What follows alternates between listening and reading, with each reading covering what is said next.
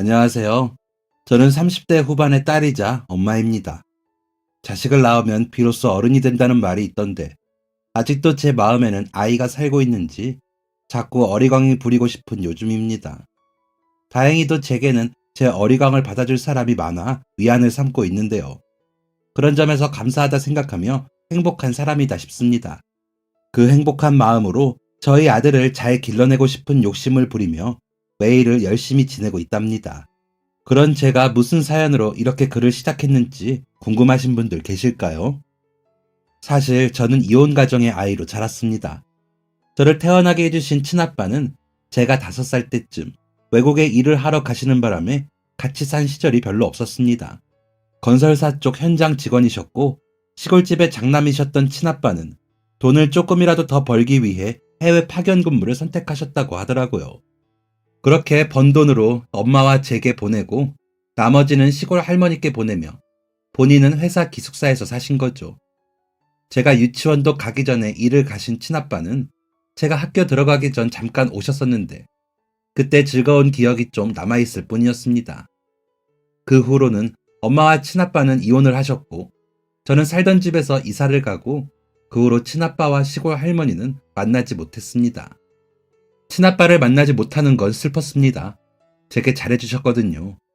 제 기억 속의 친아빠는 저를 꼭 안고 잠이 드셨고 저를 업고 어디든 데려가셨습니다. 밥도 다 먹여주시고 엄마 몰래 인형이며 스티커 같은 것들도 잔뜩 사주셨고요. 그래서 아빠가 다시 일하러 가야 한다고 했을 때 가지 말라며 집이 떠내려가라 악을 쓰며 울었던 기억이 있습니다. 마지막 기억 속에선 아빠도 우셨고요. 하지만 시골 할머니를 더 이상 만나지 않아도 되는 건 좋았습니다. 저희 엄마를 굉장히 힘들게 하던 분이었거든요. 고모들까지 합세해 저희 집을 쳐들어오듯 들어와서는 온 집안을 뒤집어 놓기가 일쑤였거든요. 다 뒤져봐라. 저게 내 아들 외국 보내놓고 딴 살림 차린다니까? 다 가져가야지. 내 아들이 벌어 보낸 건데. 라며 제발 하지 말라고 말리는 저희 엄마를 바닥에 던지듯 밀고는 온 집안에 문 달린 모든 곳을 열어 다 뒤집어 놓았습니다. 그러면 제 인형이며 공책이며 책이며 다 바닥에 흩뿌려 던져지게 되었죠. 드라마 같은 데서 보면 돈 받으러 온 사람들이 그렇게 하던데 저희는 친할머니와 고모들이 그렇게 난리를 피운 겁니다. 그러다 보니 엄마와 저는 작은 소리에도 잘 놀라고 겁을 내었습니다. 할머니와 고모들이 언제 들이닥칠지 모르니까요. 할머니와 고모가 다녀간 날 밤이면 저는 더 겁이 나서 엄마 품에 더 파고들었습니다. 엄마는 그런 저를 꼭 안으시면서 아빠가 일 다 마치시고 돌아오시면 괜찮을 거야. 엄마가 미안해. 라며 우셨습니다. 엄마도 얼마나 무서우셨을까요? 지금의 저보다도 나이가 어린 엄마가 그런 할머니와 고모들을 마주칠 때마다 듣던 그 말도 안 되는 말들을 지금 돌이켜 생각해보면 더 끔찍합니다. 며느리가 되어보니 그렇더라고요. 시댁은 잘해주셔도 어렵고 조심스러워 그냥 스쳐 지나는 말도 신경이 쓰이는 곳이더라고요. 잘해주시고 보드 담아주시면 너무 고맙지만 혹시나 실수할까 싶어 조심하면서 자꾸 곱씹게 되고 말이죠. 나름 회사에서 시원시원하게 일 잘한다 소리 듣던 저였는데도 시댁 어른들 앞에 있으면 그렇게 소심해지더라니까요. 그런데 번번이 와서 집안을 해짓는 것도 모자라. 언니, 남자 생긴 거 아니에요? 아니, 가정주부가 무슨 옷이 이렇게 많아? 화장도 해요? 누구한테 보여주려고? 라는 고모의 억지 소리에 아가씨, 무슨 말이에요? 오빠가 전에 한국 들어왔을 때 사다 준 거 안 쓰고 둔 거예요. 그리고 옷이 뭐가 많아요? 나는 뭐 옷도 없이 발가벗고 살아요? 라며 대답을 하는 저희 엄마를 할머니는 등짝을 내리치며 이게 어디서 시누이한테 말대답이냐? 아무리 손 아래여도 시집 식구다. 그렇다면 그런 거지. 우리 연희가 어디 없는 소리 하려냐? 라고 소리를 치기에 제가 할머니, 고모, 가. 집에 가. 다시는 오지 마. 미워. 아빠도 할머니 싫다고 할걸? 내가 할머니 혼내달라고 할 거야. 라며 대들었습니다. 그랬더니 제 뺨을 내리치는 할머니의 표정이 지금도 무섭다는 생각을 합니다. 할머니가 제 뺨을 내리치자 엄마는 나가세요. 진짜 자꾸 이러시면 저 아무도 모르는 곳으로 이사 갈 거예요. 우리 쌤이가 무슨 잘못을 했다고 때리세요! 라며 소리를 치셨습니다. 큰 소리가 나자 몰려든 이웃들이 웅성거리는 소리가 나자 할머니와 고모는 그제야 창피해진 걸 알았는지 여자가 남자 외국 보내놓고 함부로 행실하는 거 아니다 하면서 집을 나섰습니다.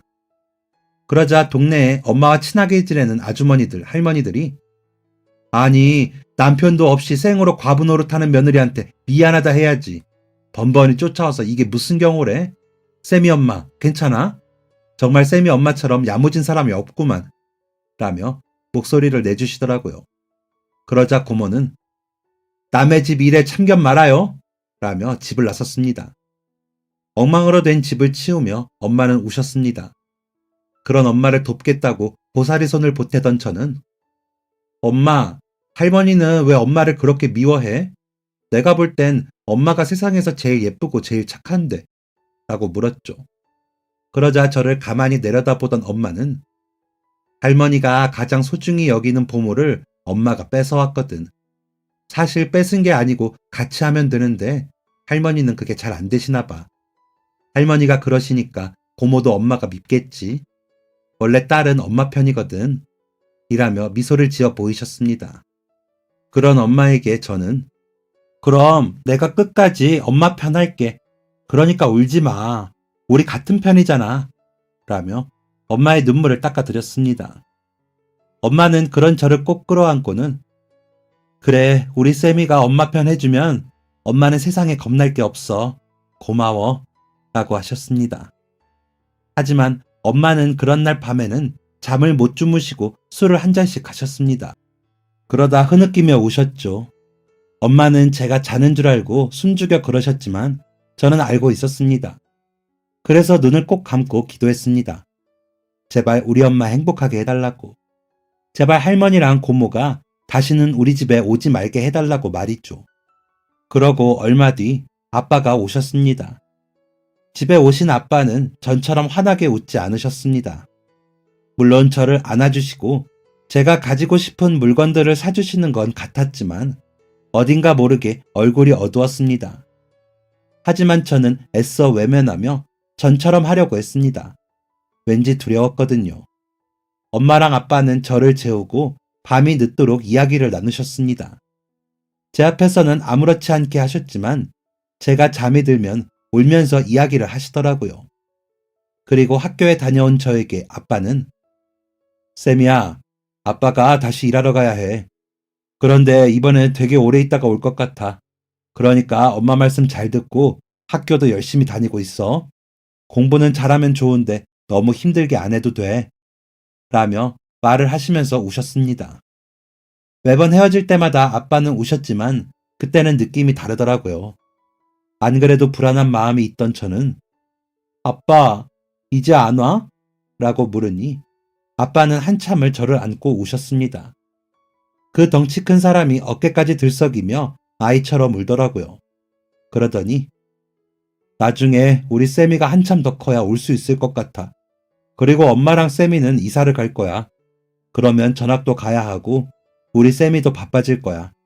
그래도 우리 쌤이 씩씩하게 잘할 수 있지? 아빠가 쌤이 옆에 없어도 항상 응원하고 있을게. 항상 우리 쌤이 잘하라고 응원하고 있을 테니까 힘내. 같이 있어주지 못해서 미안해. 라면서 저를 안고 한참을 울고 나서야 겨우 일어나시더니 엄마와 눈을 맞추고 집을 나서셨습니다. 그런 아빠를 다시는 볼 수 없을 것 같은 느낌에 다른 때보다 더 떼를 쓰고 싶었지만 엄마가 저를 붙잡은 손이 너무 부들부들 떨리고 있어 아빠를 잡으러 갈 수가 없었습니다.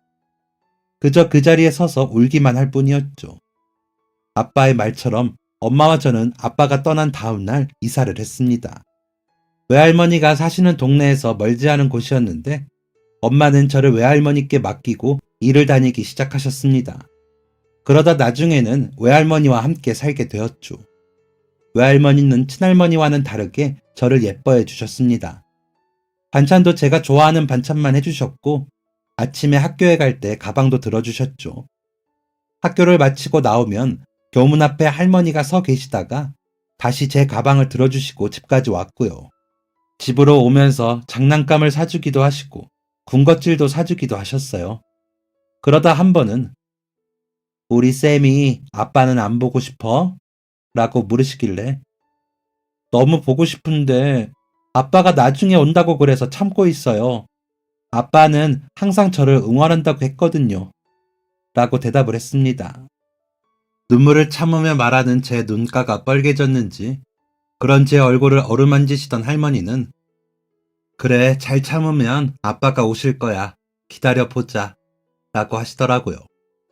사실 저는 엄마도 할머니도 모르는 비밀일기를 쓰고 있었습니다. 제 일기이기는 했지만 주로 아빠에게 하고 싶은 말들로 편지를 쓰는 공책을 만들어 아빠를 만나면 주려고 했죠. 아빠가 저를 만나지 못해도 제가 무슨 일들을 했는지 알 수 있도록 하고 싶었거든요. 하지만 아빠는 제가 5학년이 되도록 제 앞에 나타나지 않으셨습니다. 전화 한 번을 안 하시더라고요. 친구들이 아빠가 사줬다는 선물을 자랑하거나 아빠와 나들이를 다녀온 이야기들을 할 때면 저는 마음속에 깊은 슬픔이 차올랐습니다. 기다려도 오지 않는 아빠에 대한 그리움과 원망이 뒤섞인 슬픔이었습니다. 그렇다고 그 마음을 엄마나 외할머니께 표현할 수는 없었습니다. 엄마는 전과는 달리 바빠 아침에 일찍 나가셨고 밤 늦게 들어오셨습니다. 그러다 보니 제가 눈 뜨기 전에 나가 잠이 들면 들어오셔서 주말에야 겨우 얼굴을 볼 수 있었죠. 외할머니는 그런 엄마와 아빠의 빈자리를 채우려 노력하셨지만 그 자리는 그렇게 채워지지 않더군요. 물론 많은 사랑을 받기는 했지만 그건 할머니의 사랑이지 부모의 사랑이 아니었습니다. 그러던 어느 날 주말이었는데 엄마는 아침부터 화장을 하고 부산을 떠시더라고요. 할머니는 언제부터 준비를 하셨는지 맛있는 음식을 잔뜩 하시고 계셨고요. 메뉴가 마치 아빠와 외할머니 집에 올 때 본 메뉴 같았습니다. 음식들을 보고 저는 생각했습니다. 혹시 아빠가 오나? 날 놀래켜 주려고 미리 말을 안 하는 건가? 라고요. 그 생각이 들자 마음에 풍선이 들어간 것처럼 붕붕붕 떠오르더군요. 좀 신나고 설렜던 것 같습니다. 그래서 서둘러 세수를 하고 예쁜 옷을 골라 입었습니다. 누가 오는지 묻지도 않았죠. 그저 싱글벙글 웃으며 아빠를 만날 생각에 들떠 있었습니다. 엄마는 그런 저를 보며 우리 쌤이 예쁘네 하면서 웃으시더라고요. 그런 엄마를 보며 저도 웃었습니다. 그러고 얼마 뒤 현관 초인종 벨이 울렸을 때 저는 감격에 젖어 문을 바라봤습니다. 문이 열리고 저는 아빠에게 달려갈 준비를 했습니다. 하지만 문 앞에 서 있는 사람은 아빠가 아니었습니다. 손에는 커다란 곰인형과 상자를 든 낯선 남자가 서 있었거든요.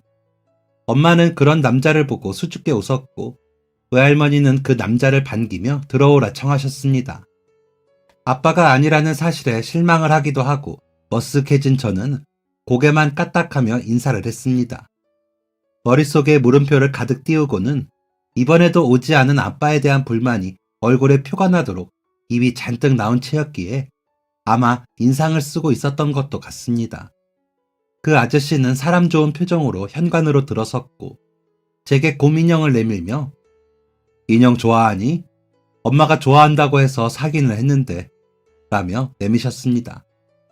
저는 무미건조하게 감사합니다 하면서 받았지만 하나도 기쁘지 않았습니다. 좋아하는 캐릭터 인형이었지만 아빠가 아닌 다른 사람이 주는 인형이다 보니 좋아할 수가 없더라고요. 그런 제 모습에 그저 미소를 보이던 그 아저씨는 할머니께 상자를 내밀더니 어머님이 뭘 좋아하실지 몰라 저희 어머니가 좋아하시던 걸로 준비해봤습니다. 그리고 절 받으세요. 라며 엎드려 절을 하더라고요. 무슨 일이 일어나는 건지 까닭을 알지 못하는 저로서는 왜 절을 하지 싶어 놀란 눈으로 보고 있었습니다. 설마 하는 마음도 있었던 것 같습니다.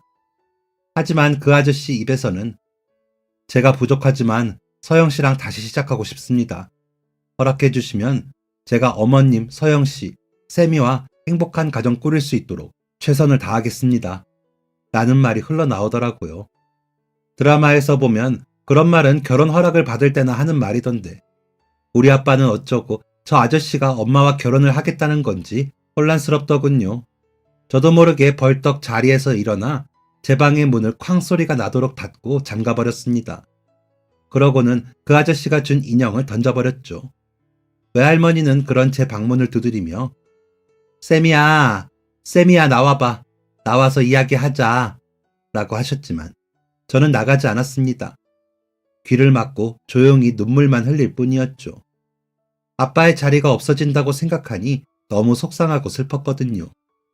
도대체 아빠는 왜 안 와서는 저런 아저씨가 엄마와 결혼을 하겠다는 걸 막지도 못하고 있나 하는 마음에 원망도 커졌습니다. 제가 그러고 있자 밖에서 어른들끼리 식사를 하시며 이야기하는 소리가 들리더군요. 마음 같아서는 나가서 상을 엎으며 나가라고 하고 싶었지만 그럴 용기까지는 없었습니다. 아빠가 안 나타나신 이후로는 제가 되게 소심했거든요. 한참이 지나도록 이야기 소리는 끊이지 않았습니다. 그러다 깜빡 잠이 들었는지 정신을 차렸더니 창밖이 어두워졌더라고요. 배가 고팠지만 나가서 엄마와 할머니를 보고 싶지 않아 그 상태로 그냥 누워 있었습니다. 그러다 다시 잠이 들었고 눈을 뜨니 밤이 늦었더라고요. 목도 마르고 화장실도 가고 싶어 방문을 조심히 열고 거실로 나갔는데 온 집안이 깜깜했습니다. 할머니는 방에서 주무시는지 보이지 않았고 엄마도 보이지 않았죠. 외로움과 서러움이 몰려왔습니다. 아빠도 원망스러웠죠. 아빠가 우리를 버리고 갔기에 이런 일들이 일어난 거라는 생각이 들었습니다. 그러면서 화장실에 들어가려고 화장실 불을 켰는데 식탁에 앉아있는 엄마가 보였습니다. 또 울었는지 눈이 뻘개진 엄마는 술을 마시고 있더군요. 엄마는 가만히 저를 보셨지만 저는 그냥 못 본 척하고 화장실에 가서 볼일을 보고 나왔습니다. 화장실에서 나오는 제게 엄마는 쌤이야, 엄마 이야기 좀 들어줄 수 있을까? 엄마가 우리 쌤이한테 할 이야기가 있는데 라고 하시더라고요. 저도 묻고 싶은 말들이 있었기에 고개를 끄덕였더니 그럼 방에 가 있어. 엄마가 먹을 거 챙겨서 가져갈게 라고 하시더라고요. 저는 제 방으로 가 침대 끝에 앉아 엄마가 무슨 말을 할지 상상의 나래를 펴고 있었습니다. 그러다 엄마와 아빠 이야기를 나눈 게 언제인지 생각해봤지만 아빠를 마지막으로 본 그날 이후 단 한 번도 아빠에 대한 말을 나눈 적이 없다는 걸 깨닫게 되었습니다. 저는 혹시나 엄마가 슬퍼할까 싶어 아빠에 대한 말을 하지 않았는데 엄마는 전과는 다르게 아빠에 대해 말하지 않으셨다는 걸 제가 그제야 깨달았던 겁니다. 그래서 놀랐죠. 엄마랑 아빠가 사이는 좋으셨거든요. 엄마는 제가 먹을 밥과 반찬을 조금씩 챙겨서 제 방으로 들어오셨습니다. 그러더니 얼른 밥부터 먹어. 다 먹으면 이야기할게. 라며 제가 밥을 먹는 걸 곁에서 가만히 보시더라고요. 저 역시도 힐끔거리며 엄마를 보았죠. 그러면서 본 엄마의 얼굴은 많이 지쳐 보였습니다. 배가 고팠지만 밥은 잘 넘어가지 않았습니다. 그래서 조금 먹다가 다 먹었어 라고는 남겼더니 왜 다 먹지? 오늘 아무것도 안 먹었잖아. 할머니가 얼마나 걱정하셨는 줄 알아? 라고 하시더라고요. 하지만 도저히 그 밥이 넘어갈 것 같지 않아 고개를 저으며 상을 물렸더니 엄마는 상을 들고 나갔다가 다시 들어오셨습니다. 그러더니 제 옆에 나란히 앉아 오늘 놀랐지? 엄마가 미리 이야기를 했어야 했는데 도저히 입이 안 떨어지더라. 미안해. 라고 하시더라고요. 엄마가 그렇게 사과부터 하시니 저는 뭐라 말도 못하고 눈물만 흘렸습니다. 그러자 엄마는 쌤이가 너무 어려서 엄마가 말을 못했는데 엄마랑 아빠가 이혼을 했어. 그래서 이사를 했고 그래서 엄마가 돈을 벌어야 했고 그래서 외할머니랑 같이 살면서 일을 나간 거야. 라고 하시더라고요. 제 얼굴에 눈물을 닦아주면서 엄마는 말을 이어가셨습니다. 아빠는 좋은 사람이었지만 너희 친할머니는 그렇지 못했어. 엄마의 모든 게 싫으셨나 봐. 아빠랑 결혼할 때부터 반대를 많이 하셨거든. 아빠랑 엄마는 회사에서 만났는데 엄마는 격리고 아빠는 대리였다고 학벌이며 집안을 들먹이며 반대했지. 그러다 아빠가 해외 현장으로 일을 가게 되면서 할머니는 엄마를 더 미워했어. 자기 아들 외국 보내 돈 벌어 보내면 내가 다 쓴다고. 아들 못 낳고 딸 낳은 것도 싫어했지. 라고 말하는 엄마의 눈은 정말 슬퍼 보였습니다. 그러면서 아빠가 없는 집에 와서 살림을 뒤지고 소란을 피우고 감시하듯이 그랬어. 할머니가 혹시 기억나? 라고 물으시기에 저는 고개를 끄덕였습니다. 그래, 그때 되게 무서웠지. 너까지 때리는 걸 보고 엄마는 도저히 참지를 못하겠더라. 그래서 처음으로 큰 소리 내며 나가라고 했어. 그랬더니 동네 아주머니들이 도와줬고, 그런데 그 길로 외할머니를 찾아와서는 내 아들이 번 돈 여기로 다 빼돌린 거 아니냐고 돈 내놓으라고 난리가 났었다고 하더라. 오죽하면 외할머니가 하시던 식당 옆집 사장님이 엄마한테 전화를 했겠니. 그 이야기까지 듣고 나니 도저히 너희 아빠와 함께 할 수가 없었어. 그래서 너희 아빠에게 편지를 썼지. 헤어져 달라고. 너희 아빠는 예감을 했는지 순순히 그러자고 하더라. 본인도 지쳤겠지. 친할머니랑 엄마 사이에서 누구 편도 못 들었을 거니까. 전화할 때마다 양쪽에서 좋지 못한 소리를 들었으니 피곤했을 거야. 그래서 휴가 때 들어와 이혼을 했어. 그러더니 자신이 자꾸 만나고 연락하면 너희 친할머니가 변함없이 괴롭힐 거라면서 연락하지 않겠다고 하더라. 너 키울 돈은 붙이겠다고 통장 하나 주고 가더라고. 그래도 너를 너무 예뻐한 걸 알았기에 그러다 연락 한 번은 하겠지 했는데 정말로 안 나타나고 전화도 없더라고. 그래서 통장에 돈이 들어오는지 마는지 확인도 안 했어. 진짜 돈을 붙이고 있는 건지 마는 건지 관심도 없고. 아마 너희 친할머니가 돈 다 뺏어가서 못 붙였을 거야. 그렇게 몇 년을 일만 했어. 너랑 할머니랑 엄마가 책임져야 했으니까. 보험하러 다니는 게 사람도 많이 만나야 하고 이런저런 연수도 많고 생각보다 바쁘더라고. 라면서 엄마는 흐른 눈물을 닦으셨습니다. 그러다 보니 힘도 들고 의지하고 싶은 마음도 생겼어. 할머니는 안 그래도 엄마 걱정만 하시니 힘든 내색도 못하고 너는 아직 아빠 일을 모르니 괜히 엄마가 속상하게 만들 것 같아 내색을 못했지. 그럴 때 이 아저씨가 나타났어. 일 때문에 소개로 만났는데 첫눈에 반했다고 하더라. 처음엔 다가오는 게 불편하고 싫었는데 점점 마음이 열리더라고. 좋은 사람이었거든. 이 사람도 엄마처럼 이혼을 했고 부모님은 돌아가셨대. 외아들인데 아무도 없어서 외로웠는데 어머니도 생기고 딸도 생긴다면서 좋아하는 그 사람이 싫지 않더라.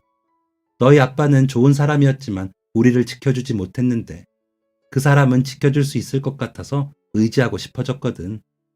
쌤이야, 아직은 이런 엄마의 말이 이해가 잘 안 되겠지만 좋은 쪽으로 생각해 줄래? 오늘은 너무 놀라게 해서 미안해. 아저씨도 너가 많이 놀랐을 거라면서 걱정 많이 해. 그런데 쌤이야, 엄마는 조금 더 행복하고 싶은데 안 될까? 라며 저를 바라보시더라고요. 저를 바라보는 그 눈에 눈물을 보니 저는 마음이 아팠습니다. 어릴 때 친할머니와 고모가 엄마를 힘들게 하는 걸 제가 다 봤고 엄마와 아빠가 이혼을 하셨다면 아저씨와 엄마가 만나는 건 나쁜 게 아니었으니까요. 그저 무책임하게 저를 떠나버린 아빠가 원망스럽고 엄마가 불쌍했습니다. 그래서 엄마, 딸은 무조건 엄마 편인 거 알지? 내가 아까는 잘 모르고 놀라서 그랬는데 이렇게 이야기해줘서 고마워. 아직은 낯설지만 시간을 좀 줘. 라고 이야기를 했습니다. 그러자 엄마는 저를 꼭 끌어안고는 쌤이야, 미안해.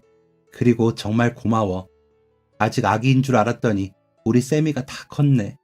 고마워. 미안해. 라며 우셨습니다. 술 냄새가 나는 엄마를 좋아하지 않았지만 그날은 엄마가 저를 안고 우는 걸 가만히 두었습니다. 다른 때처럼 괴롭거나 힘들거나 슬퍼서 나는 술 냄새가 아니라는 생각이 들었거든요. 엄마의 몸에서 나는 술 냄새가 서럽지 않다고 느껴진 건 그때가 처음이었던 것 같습니다. 아저씨는 그 후로 자주 집으로 놀러 왔습니다. 엄마는 전보다 일을 빨리 마치고 들어와 집에서 저녁을 드셨습니다. 다니던 보험회사를 그만두고 아저씨가 운영하는 회사로 출근하면서 가능해진 일이었죠. 아저씨는 집에 올 때마다 제 선물을 사오셨습니다. 그러면서 이런 게 요즘 유행이라면서 좋아할지 모르겠다 하면서 어떻게 머리를 긁으며 웃으셨습니다. 그런 아저씨의 모습을 보니 왜 엄마가 좋은 사람이라고 했는지 이해가 되더라고요. 그래서 저도 점점 마음의 문을 열었던 것 같습니다. 주말에는 외할머니까지 모시고 놀이공원에 가기도 하고 근사한 레스토랑에 가서 식사도 했습니다. 저로서는 처음 겪는 일이었기에 놀라면서 즐거웠죠. 외할머니는 박서방이라고 부르면서 아저씨를 사위로 대하셨습니다.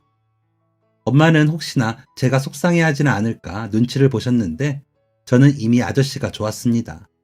놀이공원에 갔을 때 엄마와 할머니가 화장실을 가신 사이에 아저씨와 저만 남았는데, 쌤이야, 아저씨가 아이를 안 키워봐서 잘 몰라. 그래서 더 노력하고 공부하려고 해. 그런데도 마음에 안 드는 게 있거나 원하는 게 있으면 다 말해줄래? 그러면 아저씨가 다 바꿔볼게. 아저씨는 각오가 되어 있거든. 이라고 하시더라고요. 그래서 아저씨는 우리 엄마가 그만큼 좋아요? 라고 물었더니 엄마가 참 좋은 분이시잖아. 좋아. 라며 환하게 웃으시더라고요. 아저씨의 그 모습을 보는데 이 아저씨는 정말 엄마를 행복하게 해주겠구나 하는 생각이 들었습니다. 그래서 그 후로 아저씨가 하는 건 다 좋았습니다. 엄마를 저 역시도 너무 사랑했기에 아저씨까지 좋아하기로 했죠. 할머니는 제가 마음을 열고 아저씨와 잘 지내자 너무 기뻐하셨습니다. 우리 쌤이가 이렇게 마음이 깊어. 진짜 대단해. 할미가 고마워. 라며 눈물을 훔치실 정도로요. 그렇게 첫 인사 후 1년쯤 지났을 때 엄마와 아저씨는 간단히 식을 올리셨고 저희는 한 집에서 같이 살게 되었습니다. 처음에는 저희가 살던 집에 아저씨가 오셨다가 나중에는 아저씨의 집으로 이사를 갔습니다. 제가 초등학교를 졸업하고 중학교에 입학할 때 이사를 간 거죠. 그 바람에 친구들과는 좀 멀어졌지만 저는 내심 좋기도 했습니다. 집이 전에 살던 집보다 2배 정도 넓어지기도 했지만 중학교 친구들은 제가 재혼 가정의 아이인 걸 몰랐으니까요. 새아빠는 걸어서 10분 거리의 학교도 매일 아침 차로 데려다 주셨습니다. 여학생이 아침에 얼마나 할 게 많은데 조금이라도 편하게 가야지 라며 아침부터 힘들게 걷지 말라고 하시더라고요. 엄마는 그래도 운동 삼아 그 정도는 걷는 게 좋지 않을까 하셨지만 새아빠는 아이고 사모님 무슨 말씀이세요? 청소년기에 아침잠이 얼마나 중요한데요.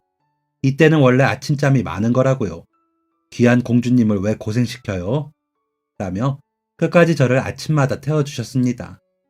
잠깐 가는 거리인데도 새아빠의 차에는 제게 필요한 물건들이 잔뜩 실려 있었죠. 머리에 많은 롤부터 손거울, 빗은 기본이고 하다못해 여분의 새 양말까지 가져다 놓으셨습니다. 혹시나 비 오는 날 주차장까지 오면서 양말 젖으면 갈아 신으라고요. 제 방도 드라마나 영화에 나오는 공주방처럼 꾸며주시고 옷이나 가방, 신발 하나하나 최신 유행이라는 건 다 사주셨습니다. 제가 조르지 않아도 어느새 사다 놓으셔서 제 방에 있었죠. 친구들은 와, 너희 아빠가 이것도 사다 주셨어? 진짜 너희 아빠 짱이다. 우리 아빠도 좀 이랬으면 좋겠다. 우리 아빠는 맨날 공부나 하래.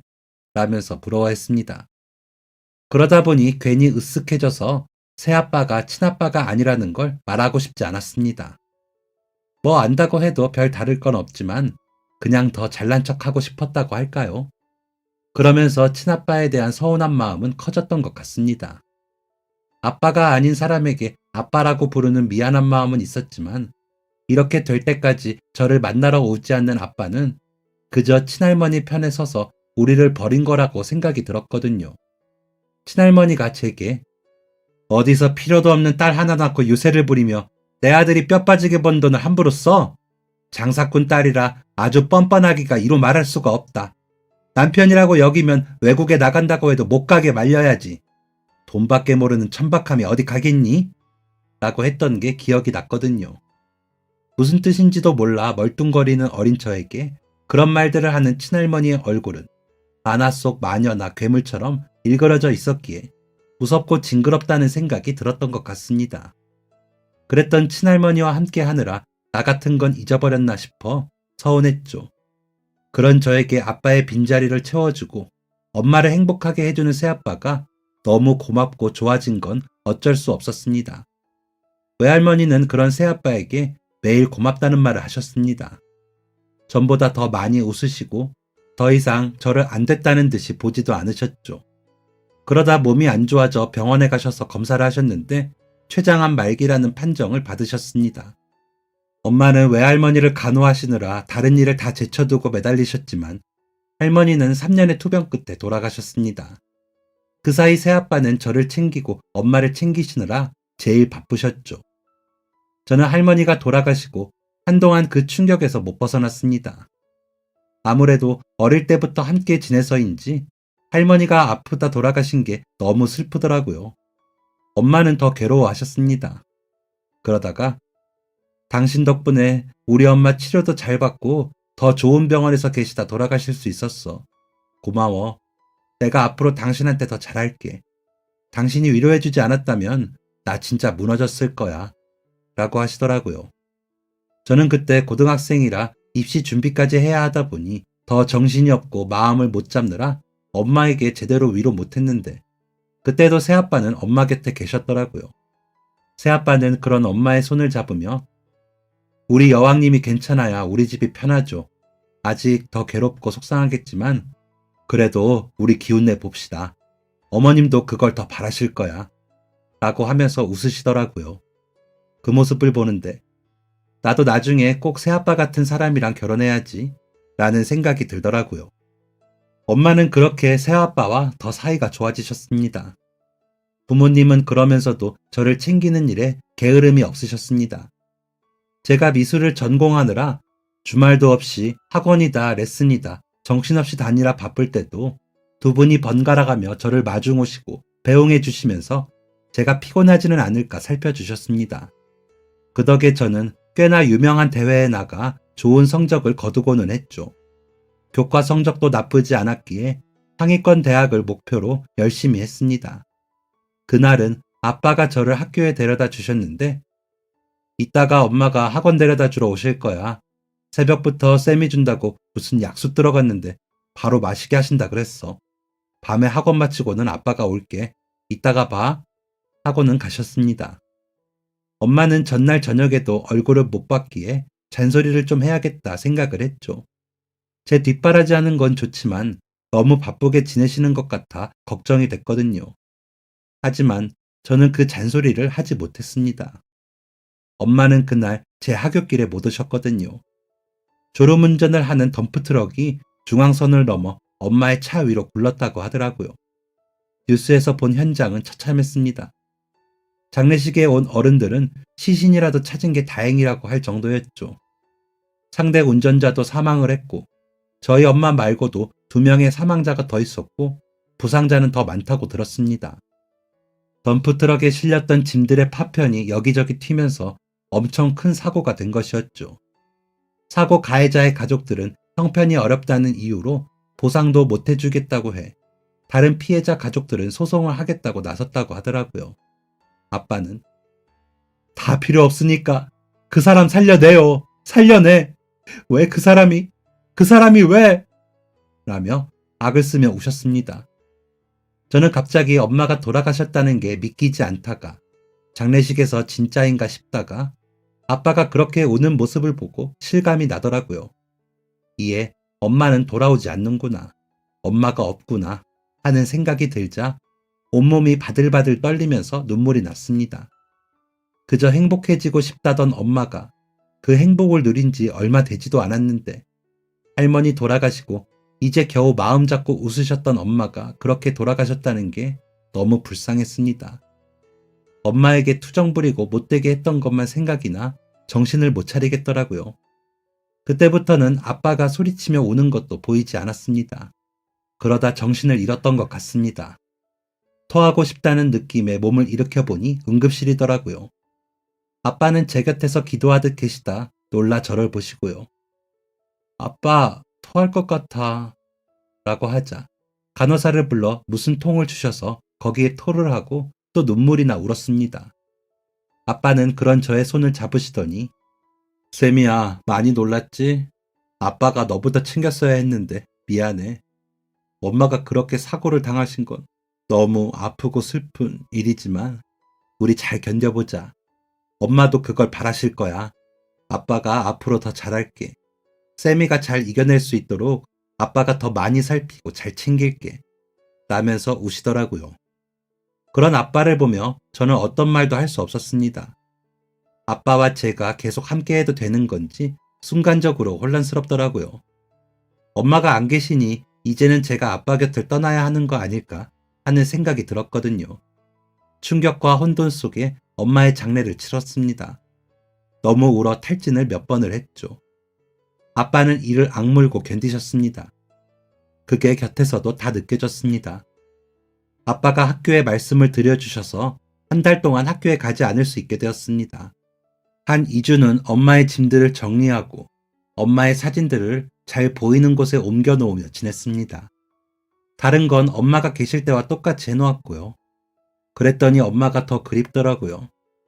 아빠는 경찰서도 가야 하고 다른 피해자들을 만나기도 하시느라 바쁘셨습니다. 그러면서도 제 끼니와 컨디션을 챙기시느라 더 바쁘셨죠. 그런 아빠를 힘들게 하고 싶지 않아 저는 정신을 차려보려고 애를 썼습니다. 쉽지 않은 일이었지만 그렇게 지내보려 했습니다. 혹여 손이 굳을까 스케치북에 그림을 그리다가도 눈물이 났지만 아빠 앞에서는 표현하지 않았습니다. 그렇게 3주 정도 지나자 아빠가 우리 학교 복귀하기 전에 여행이라도 다녀올까 하시더라고요. 아빠가 미리 다 준비를 해놓고 물어보시는 걸 알기에 저는 그러자고 대답을 했습니다. 여행을 가는 차 안에서 아빠와 딱히 대화는 하지 않았습니다.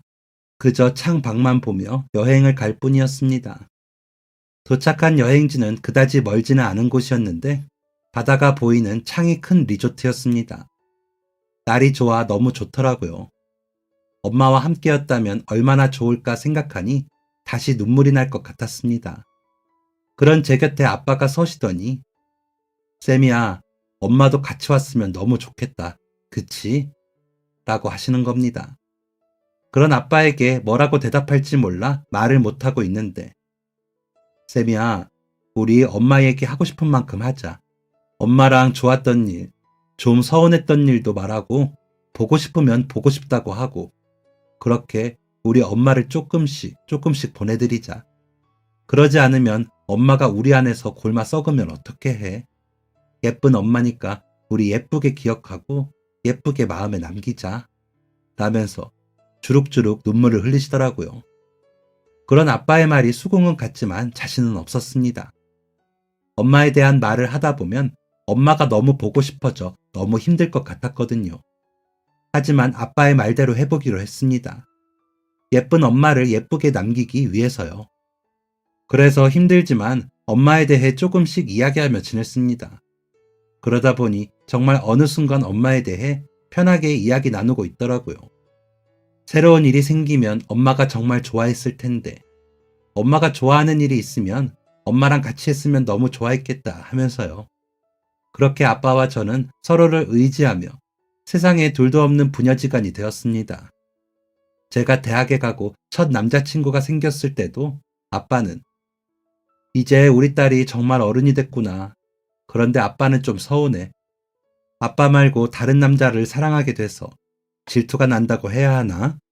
하시면서도 남자친구와 보라고 영화나 공연도 예매해 주시고 밥도 사주시고 하셨습니다.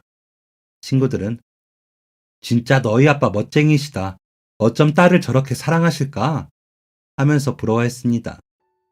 친구들의 그런 말을 들을 때마다 제 마음은 자랑스러움으로 뿌듯해졌지만 한편으로는 빈 공간이 느껴졌습니다. 친아빠는 이런 내가 그립지 않은 걸까 생각이 들었거든요. 분명 친아빠도 저를 사랑했던 마음이 거짓처럼 보이지 않았는데 어쩜 이렇게 연락이 없을까 하고요. 그래서 더 서운했고 쓸쓸한 구멍이 생겼습니다. 그런 마음은 제 그림에도 나타났고 사람들은 엄마의 부재라고 했지만 그것과는 또 다른 황망함이 있었죠. 졸업 후 저는 데뷔를 꿈꾸며 그림을 그리다 결국엔 일러스트 회사에 들어갔습니다. 그러다 지금의 남편을 만나게 되었죠. 바로 제 직속 사수였는데 어찌나 호되게 일을 가르치는지 제가 회식 때 술을 마시고는 그 앞에서 엉엉 울어버렸습니다. 그러자 당황한 그 사람이 저를 달랬고 그러다 그냥 제가 여자로 예뻐 보였대요. 그러고는 6개월을 혼자 소가리를 한 그 사람이 저에게 고백을 했고 저희는 연애를 하게 되었습니다. 몰래 데이트를 하느라 고생을 좀 하기는 했는데 한 2년 연애를 하고 나니 그냥 결혼하자 싶어 제가 먼저 프러포즈를 했습니다. 선배, 우리 결혼해. 나 이렇게 숨어서 만나는 거 못하겠어. 라고요. 그러자 허탈한 표정으로 야, 조금만 기다리지. 나 예약 다 했는데 망했어. 라며 울먹이더라고요. 좀 머쓱해지기는 했지만 저희는 그렇게 결혼 약속을 하고 아빠께도 말씀을 드렸습니다. 아빠, 나 결혼하려고요. 선배랑. 이라고 하자. 안 그래도 호석이 전화 왔더라. 너가 먼저 결혼하자 했다며? 조금만 참지, 이 녀석아. 라며 웃으시더라고요. 그러더니 아빠가 하시는 말에 저는 그만 마음이 먹먹했습니다. 혹시나 나중에 알게 되면 기분 나쁠 수 있으니까 우리 집 사정 이야기해. 아빠도 그게 편해. 나중에 무슨 일 있을 때 친아빠께도. 라고 하시는데. 아빠, 난 아빠만 있으면 돼요. 그 사람이 이제 와서 무슨 자격으로. 라며 말을 막았습니다. 그러자 아빠는 절 바라보시며 쌤이야, 그래도 너를 세상에 태어나게 해주신 분이야. 아빠는 그 하나만으로 너무 감사해. 물론 그분이 엄마를 아프게 하신 건 마음 아프지만 그래도 나는 너를 태어나게 해주신 분이니 너무 감사해. 그 덕분에 아빠가 이렇게 아빠 소리도 듣고 너랑 이렇게 행복할 수 있으니까. 그러니까 아빠 신경 쓰지 말고 그런 건 미리 얘기해두자. 그 사실 알고 달라질 놈이라면 진작 탈락시키면 되지. 안 그래? 라고 하셨습니다. 아빠의 말이 일리가 있다고 생각했습니다. 그래서 남자친구에게 말을 했죠. 오랜 시간 제 이야기에 귀 기울여 듣던 남자친구는 역시 아버님이 멋지시네. 나도 동감이야. 미리 말 안 해줬으면 서운했을 거야. 나를 그 정도로 가깝게 안 느꼈나 해서. 친아버님을 지금은 못 만나지만 나중에라도 만나게 되면 그때 꼭 감사 인사 전할게. 우리 쌤이 진짜 사랑 많이 받고 자랐구나. 내가 더 잘할게. 라고 해주더라고요. 그렇게 저는 더 마음을 놓고 결혼 준비를 했습니다.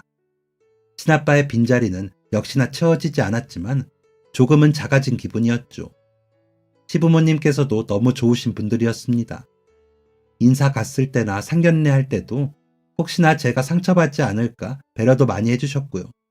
소위 반반 결혼을 하려는 저희에게 처음이자 마지막으로 주시는 거라며 지불해 주셨고, 아빠는 신혼여행과 혼수, 식 전반에 들어가는 모든 비용을 내주신다고 하셨습니다. 저희가 모은 돈은 미래를 위해 저축해두라고 하셨고요. 양가 어른들의 물질적인 지원 속에 저희는 꿈꾸던 대로 아기자기하지만 예쁜 결혼식을 할 수 있었습니다. 아빠나 시아버님께서 사업하시는 분들이라 손님이 많았는데 대신 친척이 별로 없어 그다지 큰 곳에서 안 해도 되더라고요. 제가 프로포즈를 하고 5개월이 되었을 때 저는 드디어 10월에 신부가 되었죠. 날도 맑았고 바람도 적당했고 햇살도 따뜻했습니다. 신부 화장도 너무 잘 됐고 드레스도 너무 마음에 들었습니다. 엄마의 빈자리에 가슴이 저리긴 했지만 대체로 웃으며 행복한 결혼식을 앞두고 있었습니다.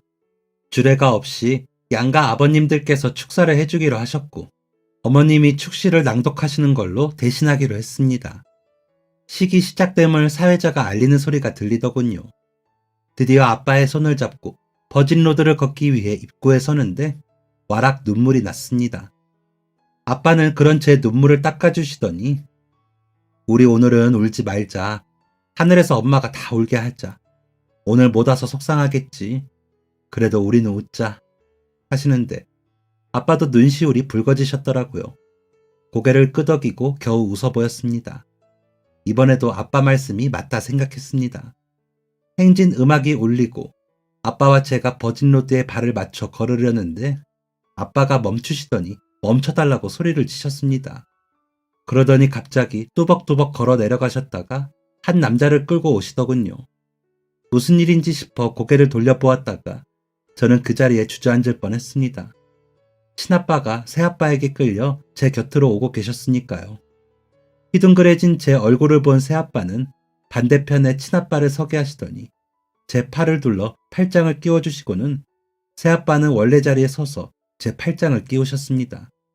그러고는 자, 이제 시작합시다 하시더니 음악에 맞춰 행진을 했습니다.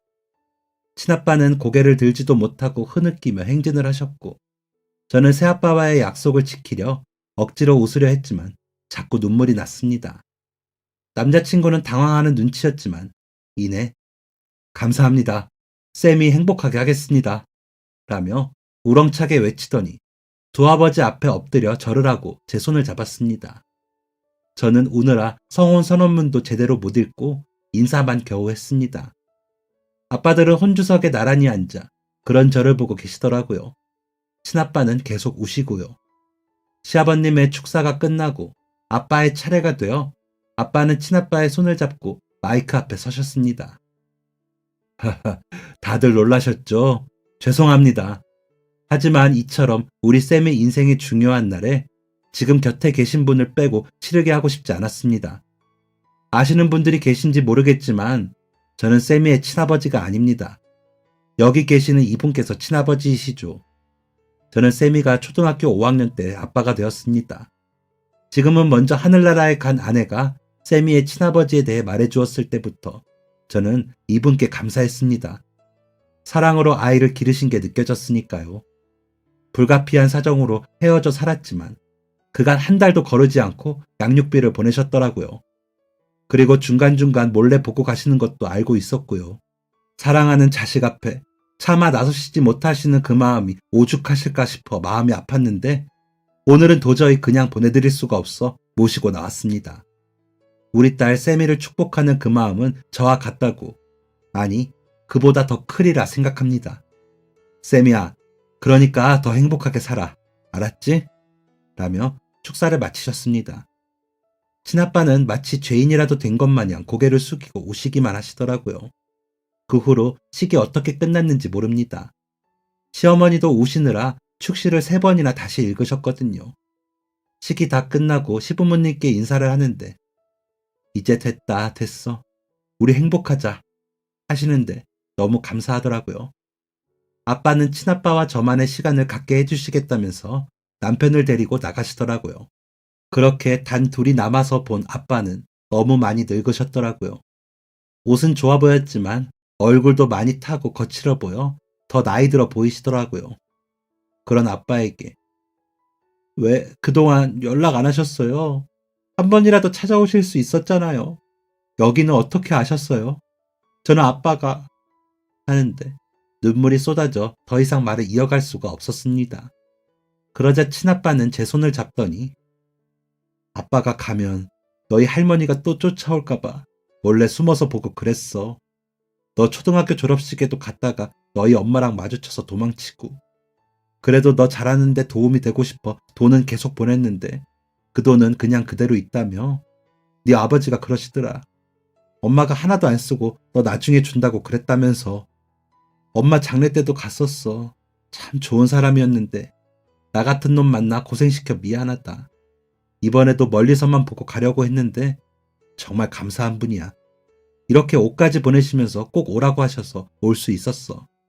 나 같은 놈이 그래도 너 태어나게 해줘서 고맙다고. 라고 하시면서 우셨습니다. 그럼 아빠랑 연락을 계속 하셨어요? 라고 물으니 아니, 너희 엄마 장례 이후에 내가 혹시나 하고 연락을 했다.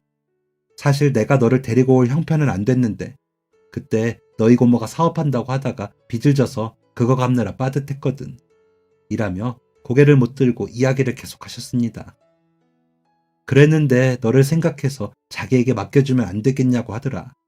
필요하면 그동안 내가 보낸 양육비도 다 돌려주겠다면서. 그래서 그렇게는 내가 할 수 없고 잘 부탁한다 했지. 그 후로 너와 만나길 권하셨는데 내가 너무 초라해서 계속 미루면서 멀리서만 보고 가고 그랬어. 오늘도 그러려고 했는데 덕분에 너 아빠 노릇을 했다. 정말 좋으신 분이야. 라며 우시는데 아빠에 대해 쌓여있던 오해와 서운함이 눈 녹듯이 사라지더라고요. 그렇게 신부 대기실에서 나와 남편과 아빠를 만나 친아빠와 대화를 나누고 저는 바로 신혼여행을 떠나기 위해 공항으로 갔습니다. 나중에 이야기를 들어보니 두 아빠들이 그날 밤 같이 술을 드시고 헤어지셨다고 하더라고요. 어릴 적부터 찍은 제 사진을 보면서 제가 얼마나 예쁜지 이야기하셨다고 하시는데 간질간질 민망하기는 했지만 기분은 좋았습니다. 그 후로 집들이에도 두 아빠가 함께 오셨고 저희 아들 돌잔치에도 함께 오셨습니다. 아빠들의 지극한 사랑에 조금 더 행복해진 것 같다는 생각을 하는 요즘입니다. 엄마도 그럴까요? 친아빠는 아빠가 소개해주신 회사에 재취업을 하셔서 다니시는 중인데 이제는 좀 편해지셨으면 좋겠습니다. 정확히는 모르지만 할머니와 고모에게 있는 돈 다 퍼주고 고모와도 인연을 끊으신 것 같더라고요. 할머니는 돌아가시면서도 아빠에게 장래 거하게 치러달라고 했다던데 진짜 대단한 양반이라고 생각이 들었습니다. 남편은 시아버님을 모시고 두 아빠와 가끔 낚시도 가고 야구도 보러 가는데 언젠가는 아들까지 같이 가는 날이 오겠죠. 그러면 어머님과 마사지나 받으러 가야 할 것 같아요. 세상에는 다양한 가족이 있습니다. 저희 가족도 그렇고요. 그럼에도 가장 중요한 건 저희가 서로 사랑한다는 마음인 것 같습니다. 여러분들도 가족들과 변함없이 믿고 사랑하시는 오늘이 되시길 바라겠습니다. 저희도 매일 조금 더 행복해지려고 하거든요. 긴 이야기 읽어주셔서 감사합니다. 지금까지 사연 들어주셔서 감사합니다. 사연이 재밌으셨다면 구독과 좋아요를 눌러주세요. 감사합니다. 안녕히 계세요.